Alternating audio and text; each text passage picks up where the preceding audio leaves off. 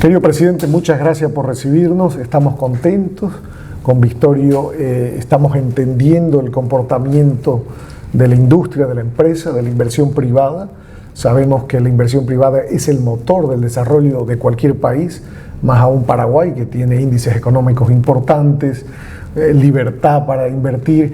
Y queremos entender mucho más dónde va la ecuación inversión, empresa y sostenibilidad para los próximos 5 o 10 años. Bueno, antes que nada, gracias por este espacio, ¿verdad?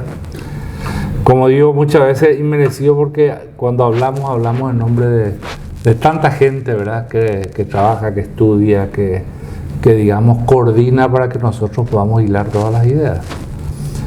Yo creo que tenemos que comenzar hablando y aclarando que lo que ocurre en Paraguay no es un milagro. Al igual que todos los países latinoamericanos, pasamos mal durante la parte de los fines de los 80, la década perdida, los 90, ¿verdad? Tuvimos las corridas y los problemas de las entidades financieras. O sea, pasamos mal. Nuestros índices de informalidad estaban arriba del 57-58%. Nuestra ecuación tributaria no llenaba las expectativas. Entonces comienza el proceso de cambio primero con trabajar y decidir sobre la independencia del Banco Central, ¿verdad? Se logra durante los 90 lograr un acuerdo, ¿verdad?, político y también con la sociedad civil respecto a que el Paraguay necesitaba una banca central independiente, pero en donde la política monetaria trabaje con metas de inflación. Ese fue el primer paso. El segundo fue ya entre el 2002 y el 2003, en donde sí, ese fue un gran acuerdo, ¿verdad? Yo digo de la sociedad civil y no de la empresa y el Estado, ¿verdad? En donde se hizo un experimento en donde dijimos, vamos a bajar impuestos a ver si cambiamos las cosas. Y la verdad es que redujimos el impuesto a la renta al 10%, introdujimos el IVA, ¿verdad?, del 10%, y se estableció el sistema de impuesto a la renta personal, pero con un ingreso progresivo, sobre todo para aquellos contribuyentes, digamos, de menores ingresos, ¿verdad? Era un ingreso a través del tiempo. ¿Qué pasó? Más de 7 veces aumentó la recaudación fiscal.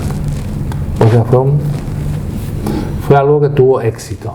Era más económico, era más atractivo ser formal que ser informal. En el 2013, nuevamente, se insistió que había que trabajar sobre lo que es el gasto público, ¿verdad? Y se promulgó lo que se llamó la Ley de Responsabilidad Fiscal, que limitaba el déficit público al 1,5% del Producto Interno Bruto. Eso se cumplió hasta exactamente el 2020, que fue el año de la pandemia. Correcto. En el 2019 tuvimos una modificación de nuestra ley, no una modificación, una adaptación de la ley tributaria, porque no se tocaron impuestos sin ninguna consecuencia. Inclusive el 2019 era un año difícil, claro, mucha sequía, muchos problemas. Se pasó. Esto que nos generó una macropolítica estable, una moneda estable. Comenzamos a trabajar, ¿verdad?, ya con una estructura de financiamiento que no existían antes. Del corto plazo nos fuimos un poco más del mediano, ¿verdad? Y la economía cambió para bien, y nos tomó la pandemia con capacidades un poco más fortalecidas. El Banco Central enseguida en pandemia respondió con política monetaria, y la tasa de la política monetaria bajó al medio 0,5%. Una reacción rápida. Y bueno, fuimos pasando así con algunas medidas.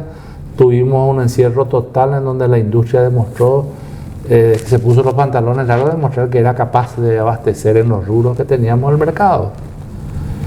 Ya después pasado, ya todavía no en la post-pandemia, pero independientemente, un poco después, la guerra en el este de Europa, los problemas de la logística, los commodities, genera situación inversa, ¿verdad?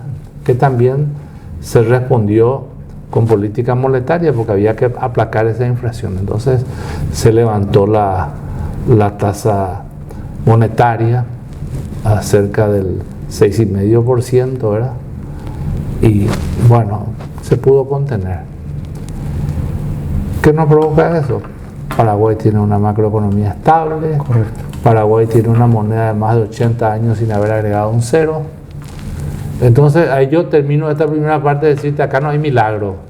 Acá hubo mucho sacrificio, como yo digo, hubo sangre, sudor y lágrimas porque hubo que adaptarse a todo esto, claro, ¿verdad?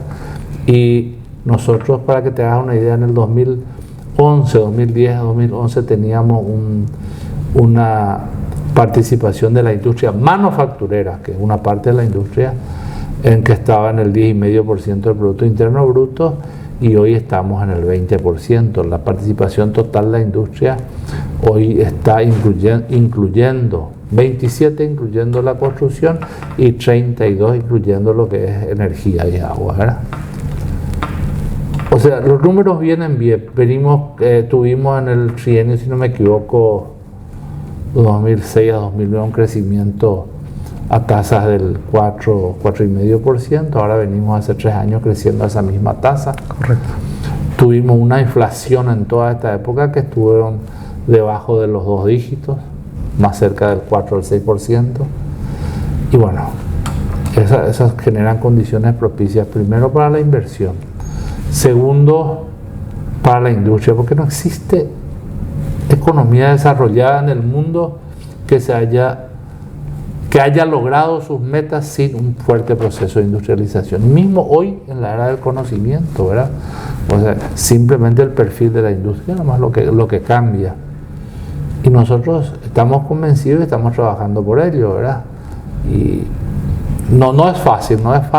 Nosotros tenemos un crecimiento ahora, este año pretendemos crecer a un nivel de más o menos 4,5%, lo que yo considero un crecimiento acomodado, no un crecimiento que tengamos una expectativa, ¿verdad? ¿Y por qué? Por un lado tenemos grado de inversión, tenemos estabilidad macroeconómica, tenemos energía todavía en abundancia, tenemos una ecuación tributaria buena, tenemos población joven.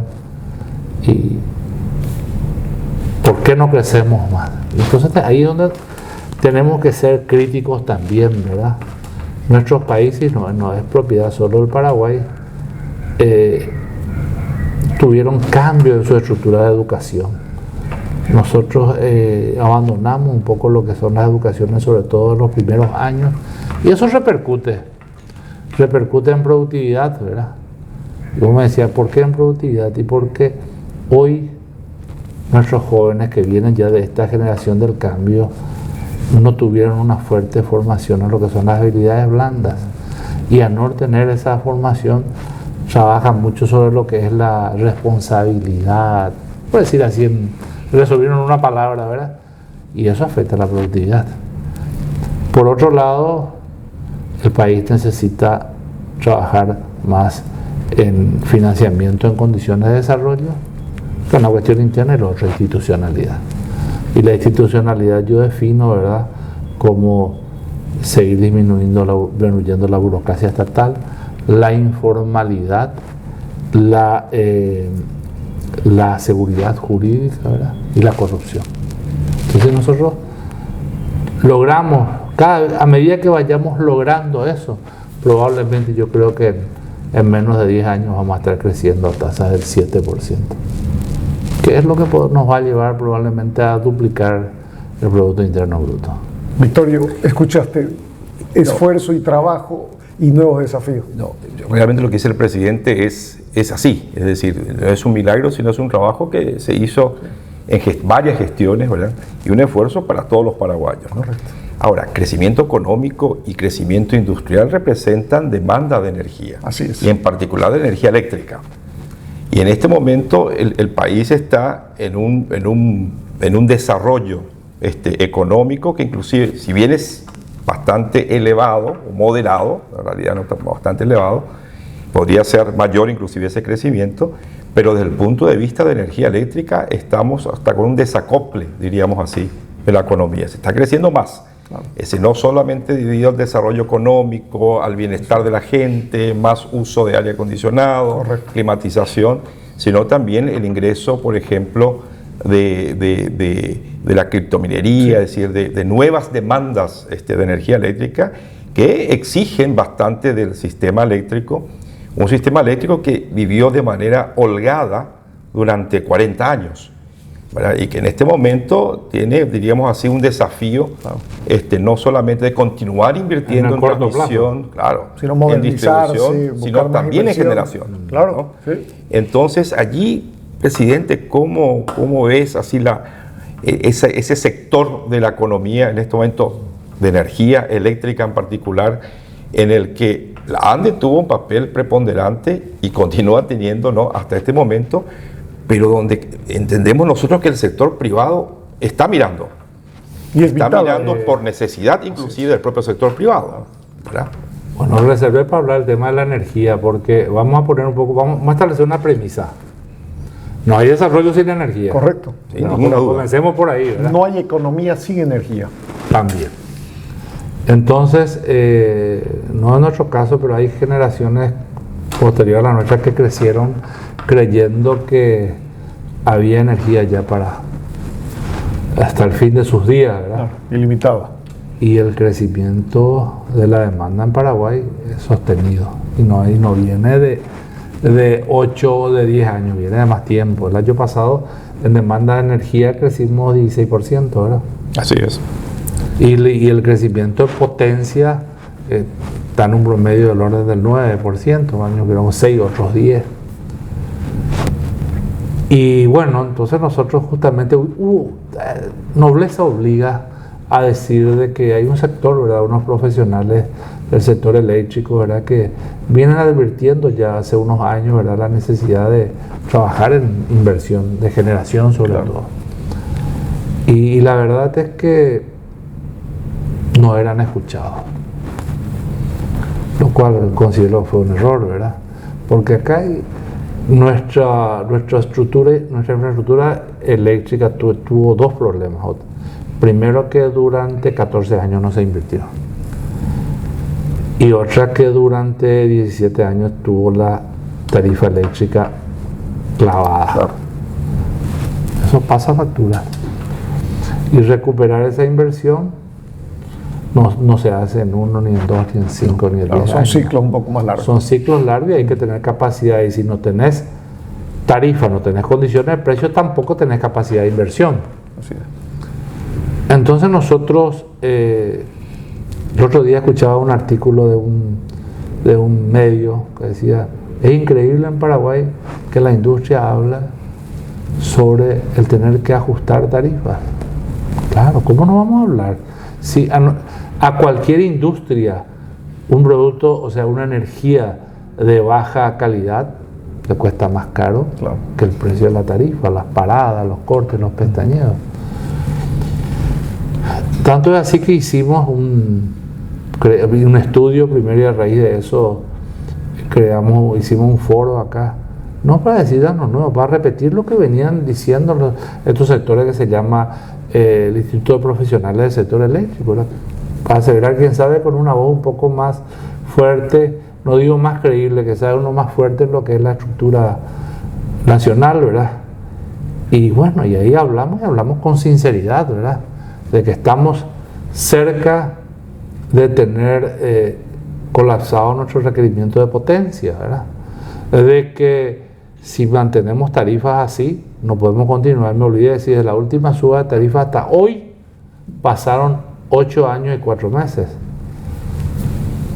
Entonces, algo hay que hacer. Entonces hablamos con mucha sinceridad, tocamos temas que son trascendentales, inclusive tocamos temas que nadie quería hablar, y hablamos, ¿verdad?, de la necesidad a corto plazo de tener que ensuciar nuestra matriz energética limpia y renovable, ¿verdad? que son realidades. Es decir, nosotros no manejamos realidades. ¿Cómo podemos enfrentar el futuro? Claro. Y dentro de esas realidades está también el hecho de contar con el marco jurídico adecuado para que la inversión privada pueda participar en esto, ¿verdad? Sobre todo ahora en generación, no se está hablando todavía en materia de transmisión, ni en distribución o comercialización, estamos hablando de generación. Había una ley, ahora mismo fue actualizada esa ley, ahora existen unos cambios en donde el área de energía, la idea es pasar al sector de Ministerio de Industria y Comercio. Hay algunas discusiones, pero si hay algo que no funciona, hay que cambiar. Correcto. Hay que buscar las alternativas, y las alternativas tienen que ser poder ser perfectibles. Esa es la realidad, y bueno, y estamos en eso nosotros.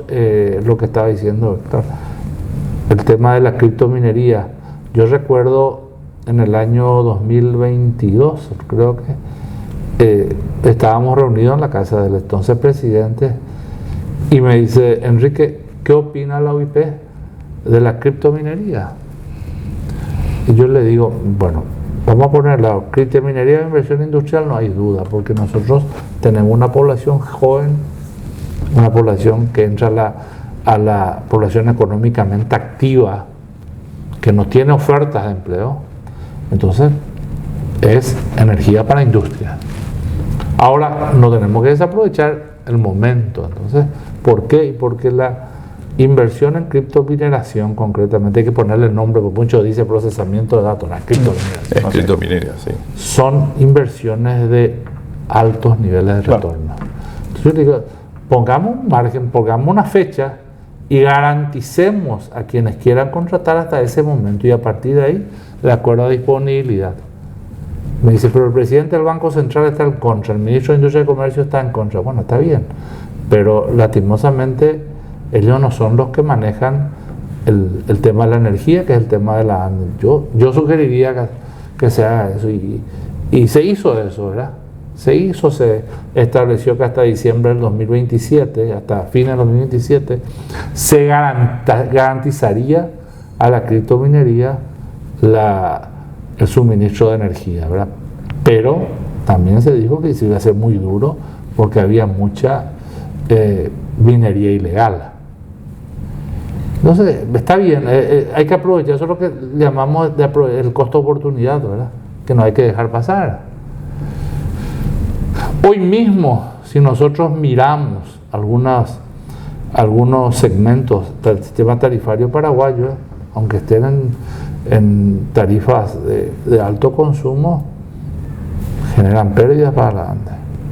Y la ANDE realmente mantiene la salud o mantiene la finanza de la empresa con otro algoritmo, con otro artificio, como es, digamos, el acuerdo operacional que tiene con Brasil dentro de lo que es Itaipú, ¿verdad? Entonces no lo mantiene por una estructura propia y sólida, que es la estructura tarifaria en función de los costos, ¿verdad? Entonces nosotros salimos a hablar y a exponer eso con claridad, que necesita la tarifa adecuada al cliente, pero también hay otro aspecto. Cuando tenés tarifas de centrales hidroeléctricas amortizadas y tenés que pasar a contratar, ya sea cualquiera de las renovables, la diferencia va a ser grande, ¿verdad? Y el tema, yo creo que es un tema que a cualquier político le quemarían la mano, ¿verdad? Porque siempre en la lucha política habría un sector que diría: ahí están metiendo las manos, están robando. Entonces es algo que también salimos de la sociedad civil a decir: no, señores, hay que entender que hay que contratar a mayor precio.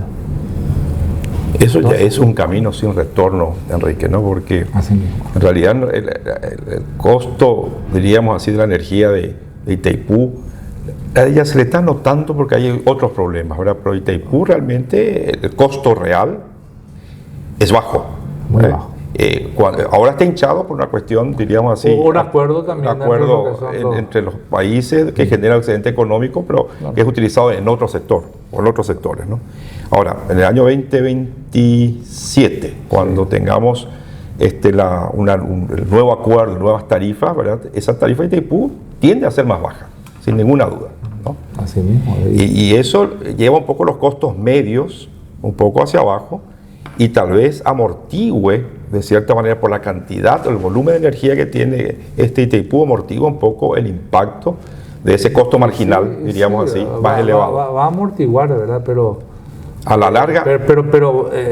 es un esquema de amortiguación que se trabaja en función de irrealidades, ¿verdad? Porque, a ver, la demanda va a seguir creciendo. Claro. No, sin ninguna duda.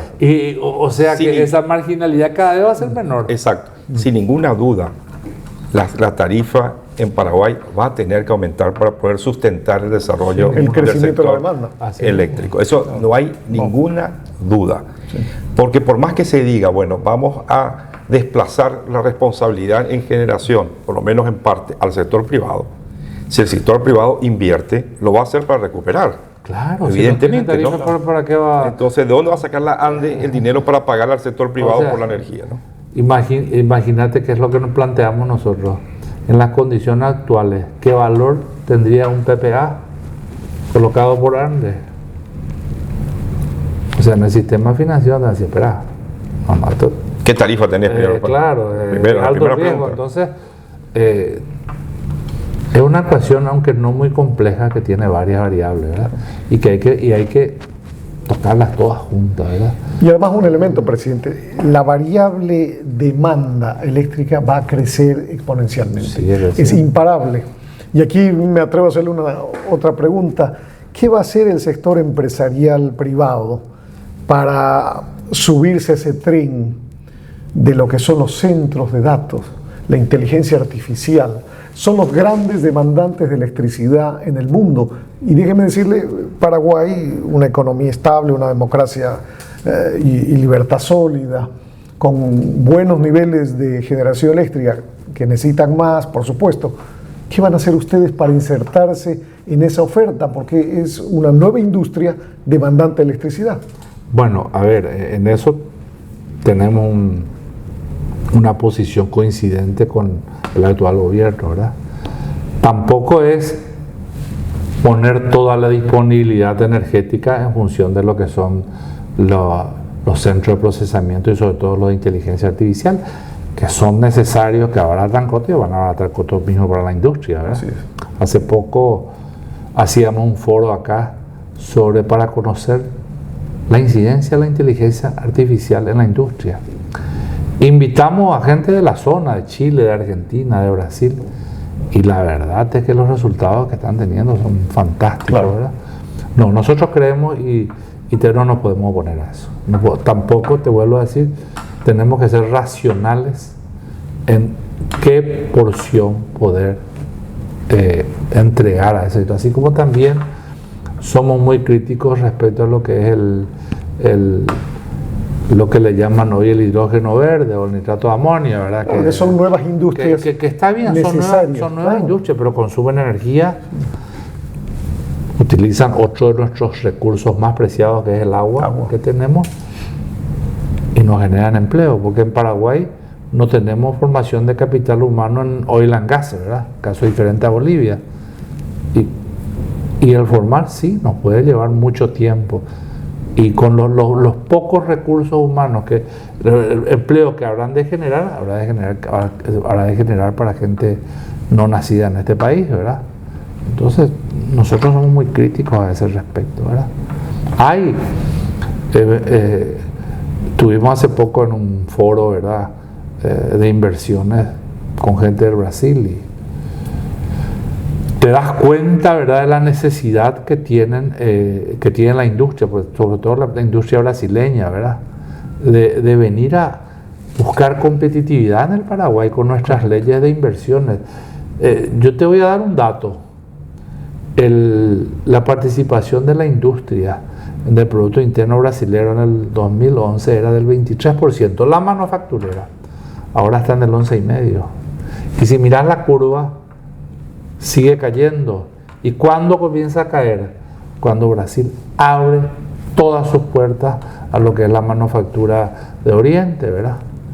Y no están pudiendo controlar. Entonces, ¿qué hace el industrial está buscando a través de estos beneficios de las leyes de inversiones que tenemos, buscar competitividad para su industria, para competir con ese producto que viene de Oriente, ¿verdad? Y para nosotros, vos me decís, genera impuestos, no nos genera impuestos, pero genera empleo.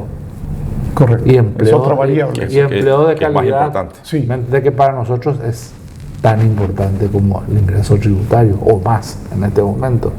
O sea, nosotros no podemos disociar la economía de la parte social. Absoluto. La realidad económica y la realidad social. Ya tenemos ejemplos acá en Sudamérica. Sí, mejor no hablemos. Que mejor no hablemos, ¿verdad?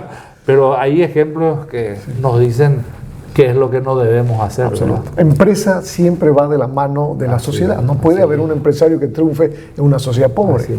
Y hablando de empresa y de generación de empleo, ¿no?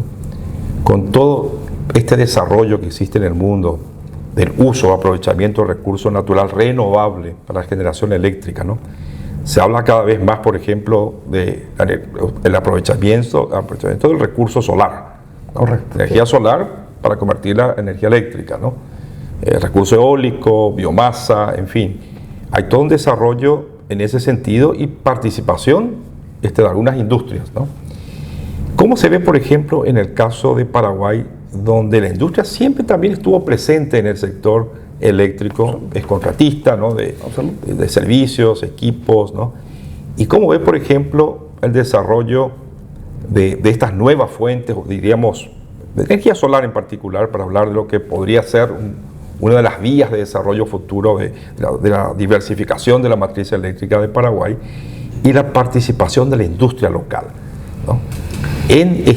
No solamente, no estamos hablando de los paneles en sí, sino su instalación misma, ¿no? Bueno, mira, la inversión en fotovoltaica es una cosa que ya se lanzó. Hay que trabajar un poquito todavía sobre tarifas. Yo creo que esto es algo que se está definiendo en forma muy rápida. Ahora nosotros tenemos muy poco potencial por los estudios que yo conozco. Me declaro que no tengo por qué conocer todo, pero todo lo que conocemos es de que no existe muchas condiciones en materia eólica, ¿verdad? Pero sí en materia fotovoltaica, y en donde el problema es la intermitencia. Por otro lado, el tema es que en las condiciones que tenemos, las regulaciones de frecuencia, tensión o flujo tienen que ser absorbidas por las hidroeléctricas, ¿verdad? No tenemos gas, por ejemplo, para absorber, y nuestros tratados no prevén los negocios asociados a la potencia. Hay que tener claro eso, que no es que vas a poder hacer nomás, o vas a poder trabajar nomás en regulación, ¿verdad? Entonces el tema es delicado, por eso es que yo creo de que inevitablemente vamos a tener que caer en generaciones en una primera etapa como la que es a partir del gas natural, y en el futuro, quién sabe, en estas pequeñas centrales hasta térmicas nucleares, ¿verdad? Es cierto, la bioenergía, esta zona del continente está destinado a ser un gran productor de bioenergía, pero también el mundo es el gran consumidor de bioenergía, y los precios que habrán de pagar allá afuera van a solucionar probablemente el problema de nuestros países, y nosotros vamos a tener que buscar otras formas de poder atender nuestra demanda. O sea, son realidades, o sea, no son... Hay mucha gente, la industria forestal, por ejemplo, que se está instalando, es generadora de energía en sus excedentes. La industria que viene de la caña de azúcar o el maíz también es generadora de energía a través del biogás, ¿verdad? Pero las inversiones son demasiado grandes. Ahí vuelvo a la parte inicial cuando hablaba que uno de los problemas es la falta de financiamiento de condiciones de desarrollo, ¿verdad? La escala entonces financiera. Viene la tecnología con financiamiento propio, pero financia si es que aseguras a sus propios mercados. Claro. Entonces, no es una contradicción, es una realidad. Entonces, muchas veces la gente habla, opina, y no es que... Y no tienen la visión de conjunto. Tampoco con esto te digo que nosotros tenemos la visión clara de todo, ni que seamos dueños de la verdad, ¿verdad? Pero esa es nuestra visión. Es una visión positiva, quiero rescatar, de permanente innovación, como dijo el presidente, trabajo, ¿no es cierto, Victorio? Esfuerzo. Totalmente, ¿no? Y yo creo que ahí habría que ver también qué espera el empresario. Es decir, hay que darle condiciones también para que pueda invertir. Y no es solamente el tema de tarifa, ¿no? Yo creo que hay también unas reglas que tienen que tal vez están esperando que sean definidas, ¿no? Sí, faltan algunas reglas, esa es la realidad, ¿verdad? Hay otras que están definidas y que generan condiciones. Pero en este momento, sobre todo para lo que es generación, la principal regla que hay que definir es la tarifaria, ¿verdad? O sea, ¿cuál sería el justo medio? El justo medio en el que... Esa es la realidad, ¿verdad? Porque en este mismo momento, a través de la Unión Industrial Paraguaya, tenemos los inversores más. En breve, hasta fin de año, se están presentando 4 proyectos de inversión público-privada de fotovoltaica, pero ya cerradas. Ahora, esto tiene etapas, era prefactibilidad, factibilidad y después el proceso. O sea, están avanzados los trabajos, ¿verdad? Pero va a llegar el momento que no va a pasar mucho tiempo, van a ser días. Hay que decir, bueno, listo, ¿con qué rango de tarifas manejamos? Entonces ahí, en el momento de presentar la prefactibilidad, ¿verdad? Y bueno, son inversores que ya decidieron, son inversiones que tienen un gran equity, te voy a decir, definido. Y bueno, y estamos esperando, y particularmente nosotros estamos con mucha ansiedad esperando las definiciones en materia tarifaria, porque al final es eso lo que va a posibilitar la inversión. Es cierto que la nueva ley posibilita inclusive una potencia en la negociación entre partes, pero no es el mercado, no es el gran mercado. Victorio, veo que la conversación con el presidente es vital para entender el rol del empresariado en el desarrollo del país y en el desarrollo del Mercosur, porque el que invierte en un país, invierte no solamente para el país, sino para la región. Generamos competitividad, generamos los famosos, yo insisto siempre, los centros de datos, que son ya negocios internacionales. De mi parte, la última pregunta, presidente, ¿qué están haciendo? Y usted mencionó, ¿qué están haciendo para formar al nuevo liderazgo, a las nuevas generaciones que van a dirigir no solamente la UIP, no solamente el país, sino que van a incidir en el futuro de América Latina, el Mercosur? Bueno, yo te voy a contar lo que estamos haciendo acá internamente nosotros, ¿verdad? Nosotros para nosotros el tema de la educación y la formación es una cuestión misional. Que viene desde la creación de la Unión Industrial Paraguaya. Somos dueños de una universidad en donde la enseñanza la compartimos con una fundación alemana que es la SRH Holding de Heidelberg, en donde es una universidad, como nosotros somos una entidad sin fines de lucro, realmente muy restringida, no buscamos cantidad sino que calidad, ¿verdad? Y en donde nuestros alumnos estudian con la metodología alemana y tienen la doble titulación en Alemania y en Paraguay. Y lo más importante es que no solo la enseñanza, sino que salen con 3 idiomas. Tenemos una organización que la desprendimos hace un año, la volvimos una fundación controlada 100% por la Unión Industrial Paraguaya, que es la fundación CEPROCAL, que es el Centro Paraguayo de Productividad y Calidad. El año 2004 pasaron 14.000 personas por esa institución en formación, ¿verdad? En formación, en diplomados, y donde funciona un instituto técnico superior. Trabajamos en nuestros centros y in-house en las empresas.